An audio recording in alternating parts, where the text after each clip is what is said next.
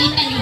Ano ang tawag sa taong gumagamot ng may sakit sa ospital? Oh, ano?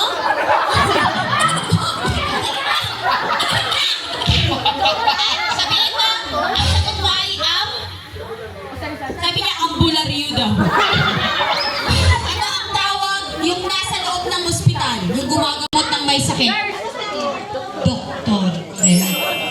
Yung albularyo doon sa barrio pwede. Ganda-ganda. Anong grade ka na? Grade 6. Classmate mo?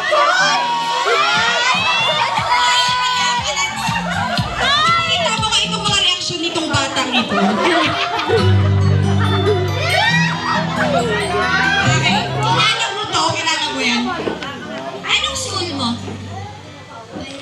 Pilot. Sino kasama mo, ate? Si Mami? Sino kasama niya? Siya lang? Sila tita? Ay, si Lola. Ah, si Lola. Kuya, anong school mo? Damian. Damian? Damian sila. Nakita mo to naglaro kanina? Nakita mo? Magaling ba?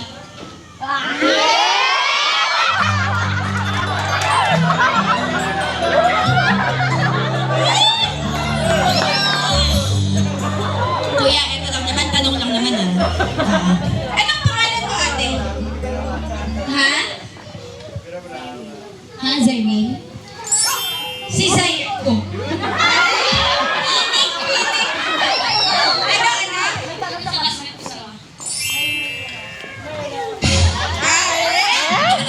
Wait lang. Pero kilala mo siya. Kilala mo siya. Kasmet ko na naman. So prior to this, may ini-expect na talaga siyang pumunta dito. Eh, akala niyo kayo lang grade 6 to. Okay, kuya, tatanungin kita ha. Maganda ba itong batang ito?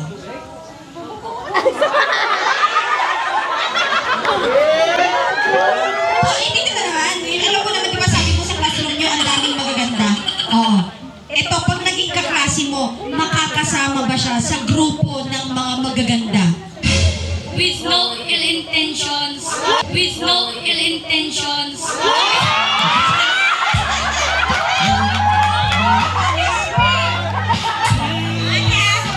With no intentions? With no intentions? Yes.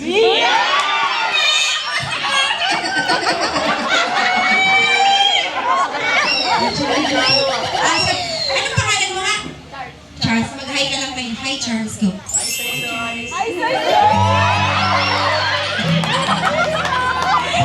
So much, ate.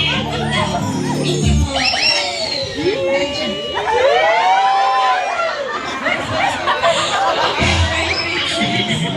Nung grade 6 ako, nagre-reklamo lang ako ng wawalisan kong dahon sa harap ng classroom ko. Bakit ka ganyan? Parang, sinong barkada nito? Ay, eto, ang grupo niya. Lola, ano pinagtuturo niyo dito kayo? Baka hindi mga kwando. Talito. Last grade. Saan ang tropa nito?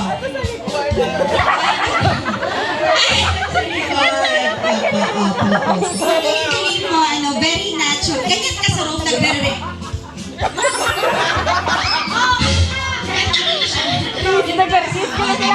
Ready na ba yung intermission natin? Andiyan na?